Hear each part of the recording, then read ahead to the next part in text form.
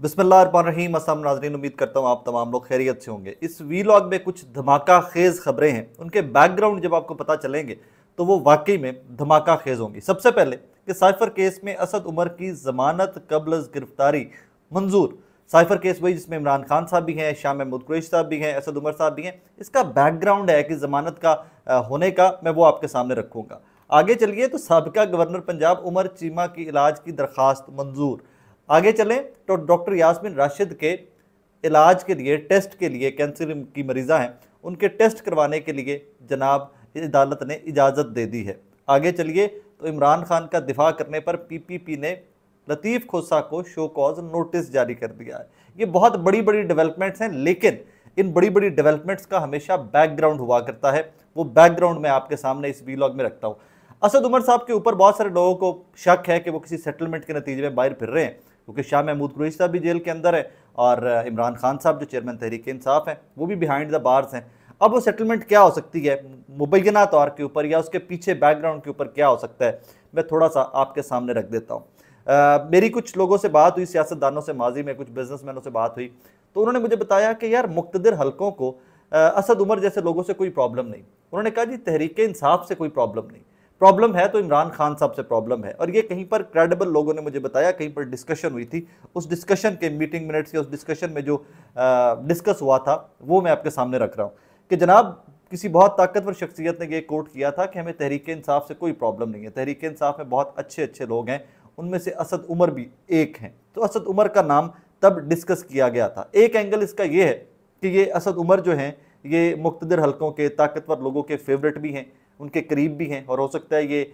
Alternate के तौर पर रखे गए हों कि जी तहरीक इंसाफ को एट सम पॉइंट लीड कर लें, लेकिन तहरीक इंसाफ के वर्कर्स ने इनको एक्सेप्ट करने से माजी में इनकार कर दिया था। तो इसका एक एंगल तो ये भी हो सकता है। अब दूसरा एंगल इसका जो है, अब बाकी स्टोरीज के साथ उसको मिलाकर जब आप पढ़ेंगे तो आपको समझ आ जाएगी।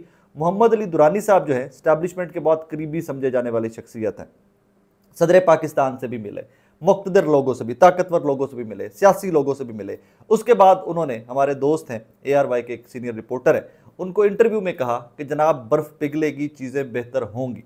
एक जुमला उनका बहुत कीमती था और वो जुमला जो है वो आप सब ने ज़रूर याद रखना है।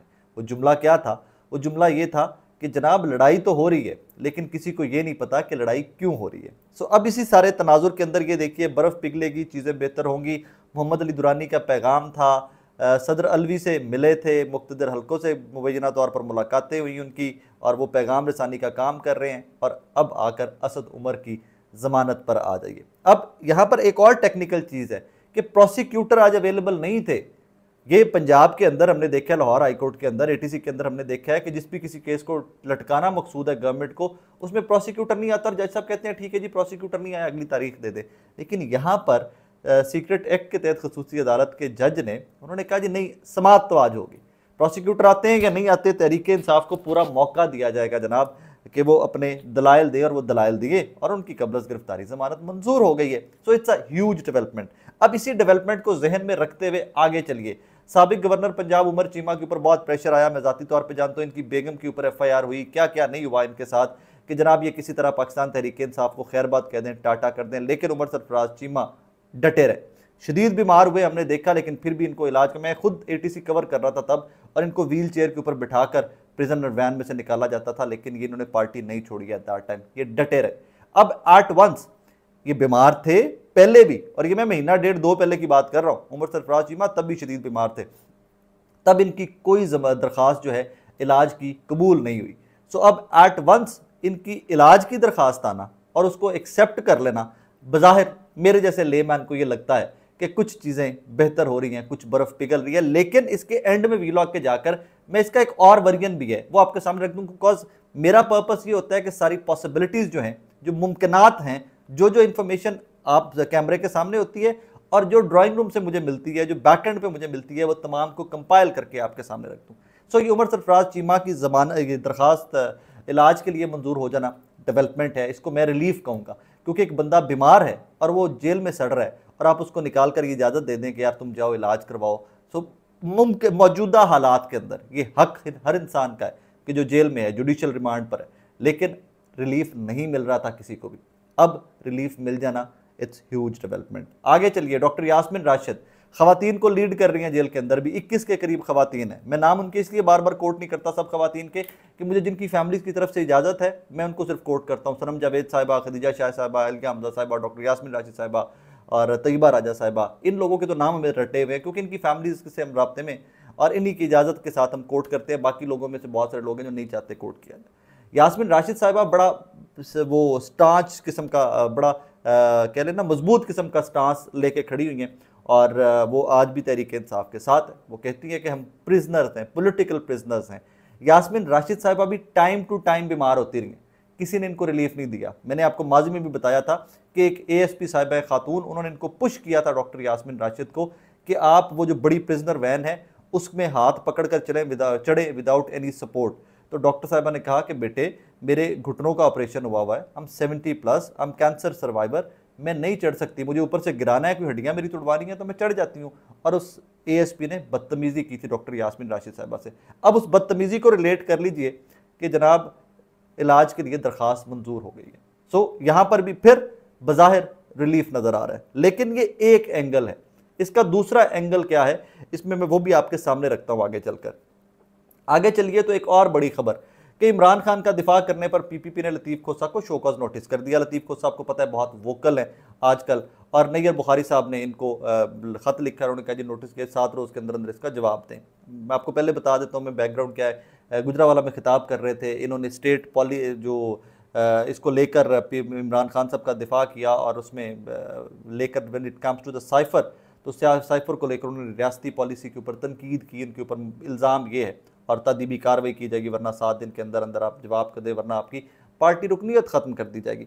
अब लतीफ़ खोसा, इसका एक एंगल ये है कि पीपल्स पार्टी को लग रहा है कि इमरान खान को थोड़ा रिलीफ दिया जा रहा है, इमरान खान की पार्टी के साथ कहीं बैठकर बातचीत चल रही है, अगर उनके साथ बातचीत चलना स्टार्ट हो जाती है तो हमारा पत्ता कट आ जाएगा।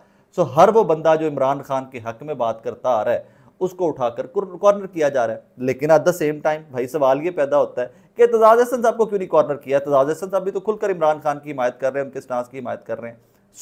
लेकिन इस एक एंगल पर आकर हर चीज़ को कंफ्यूज करना पर्पस है। पीपल्स पार्टी भी कंफ्यूज है कि रिलीफ मिल रहा है कि नहीं मिल रहा। कॉज अगर वो एतजाज़ अहसन साहब जैसी वोकल आवाज़ को दबाते हैं और पार्टी में से निकाल देते हैं तो इसका मतलब इंप्रेशन या इसका मैसेज ये जाएगा कि जनाब पीपल्स पार्टी के अंदर भी जमहूरियत नहीं है, पीपल्स पार्टी के अंदर भी किसी को इजाज़त नहीं है कि वो किसी अपनी दिल से बात कर सके या जो वो सोचता है वो उसको कोट कर सके। लिहाजा वीकर यहाँ पर जो था ना विक्टिम पकड़ा गया और वो है लतीफ़ खोसा साहब, उनको शोकॉज नोटिस कर दिया।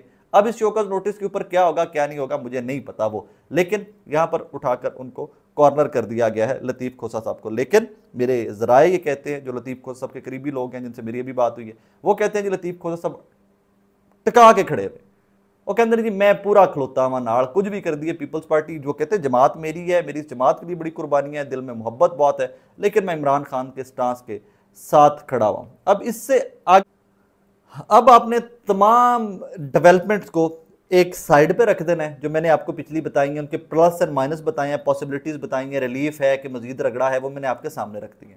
अब एक डेवलपमेंट है उसको ज़रा साइड से सुनिएगा और समझिएगा। खुश होने वाले खुशी मनाएं और खफा होने वाले तमाम मातम की तैयारी करें। तमाम बड़ों ने मुत्तफ़िका फैसला कर लिया कि DGISI जनरल नदीम अंजुम को मुलाजमत में तोसी देने का फैसला कर लिया गया, जबकि जनरल फैसल नसीर बदस्तूर DGC रहेंगे। बाज़ाब्ता ऐलान जल्द हो जाएगा। सलीम साफ़ी साहब ने खबर ब्रेक की है। मुझे ज़ाती तौर पर लगता है कि ये रियलिटी है, ये खबर गर्दिश में थी और जब सलीम साफ़ी साहब से ट्वीट करवा दी गई है, उन्होंने कर ली, तो इसका मतलब है कि खबर क्रेडिबल है, सच्चाई है। अब इसमें खुशियां मनाने वाले खुश हो जाएं, मातम करने वाले मातम हो जाएं, तो ये एक थ्रेटनिंग टोन है जनाब सलीम साफ़ी साहब की। लगता है इसके ऊपर ये है, मुझे भी ज़ाती तौर पे ये लगा कि पाकिस्तान की आवाम को थ्रेटन किया जा रहा है, जैसे कि जनरल नदीम अंजुम पता नहीं क्या कर रहे, माजी में किया और वो क्या कर देंगे। फैसल नसीर साहब ने बतौर DGC पता नहीं माजी में क्या किया और क्या कर देंगे वो।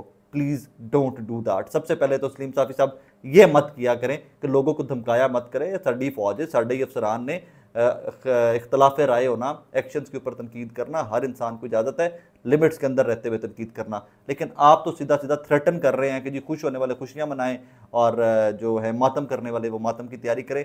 इसको पहले तो एक्सटेंशन क्या मेरिट है इसके ऊपर आपको सवाल पूछना चाहिए था बीइंग सहाफ़ी। लेकिन मैं आपके लिए सख्त लफ्ज़ इस्तेमाल नहीं करना चाहता, लेकिन आपका और कामरान खान साहब का मुकाबला बहुत सख्त जा रहा है। अल्लाह आपको इस इम्तिहान में से दोनों को निकाले, अल्लाह आपको सुरखरू करे, लेकिन तुहाडा दोवां दा बहुत ही सख्त मुकाबला जा रहा है कि जनाब मैं प्यारा और वो प्यारा, मैं प्यारा और वो प्यारा के चक्कर के अंदर आप लोग बहुत ही आगे निकल गए हैं और थ्रेटन करते हैं अपनी कौम को, जिसने आपको सलीम साफ़ी बनाया और उनको कामरान खान बनाया। एनीवेज आगे चलिए, तो इससे एक चीज़ तय हो जाती है इस एक खबर के बाद कि ये कॉन्टीन्यूटी ऑफ द पॉलिसीज़ होगी। जो पिछले साल 1.5 साल के अंदर हमने तहरीक इंसाफ के लिए पॉलिसीज़ देखी, उनकी कॉन्टीन्यूटी होगी। मुस्लिम लीग नून के लिए जो पॉलिसीज़ देखी, उनकी कॉन्टीन्यूटी होगी। पीपल्स पार्टी की तो खैर इस टाइम के ऊपर पॉलिसीज़ में नज़र नहीं आ रही मुझे, टू बी वेरी ऑनेस्ट।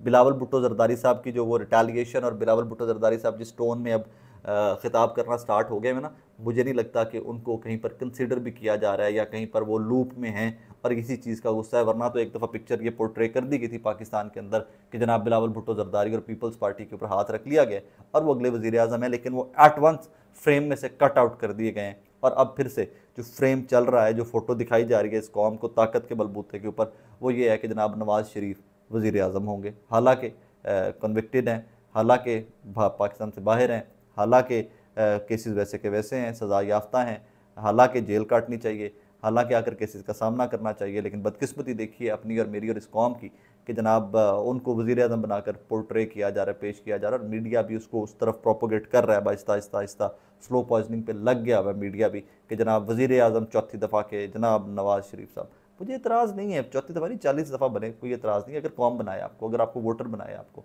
अगर आपके चाहने वाले आपको बनाएं, आपकी पॉलिसीज़ को देखते हुए, आपके माजी के ट्रैक रिकॉर्ड को देखते हुए 100 दफ़ा बनाएं, मुझे क्या एतराज़ है।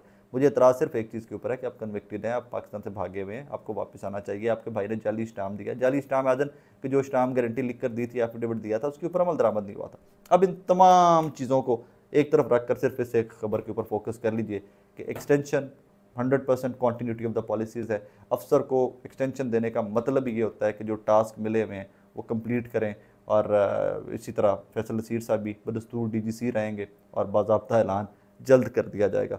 अब इसमें मोहम्मद अली दुरानी साहब वाली जो खबर है वो कहाँ पर स्टैंड करेगी, सदर पाकिस्तान की इलेक्शन की तारीख कहाँ स्टैंड करेगी, ये डेज़ टू कम में क्लैरिफाई होगा। मेरा इस वीलॉग का पर्पस, आई नो कि कुछ लोग कंफ्यूज होंगे, कंफ्यूज करना नहीं था। मेरा इस वीलॉग का पर्पस पॉसिबिलिटीज़ सामने रखना था कि क्या क्या क्या मुमकिनात हैं और क्या क्या क्या बैकएंड पे चल रहा है। उसमें से नताइज आपने इस वीलॉग के खुद से अखज़ करने हैं। मुझे इजाज़त दीजिए, अपना बहुत सारा ख्याल रखिएगा। अल्लाह हाफ़िज़।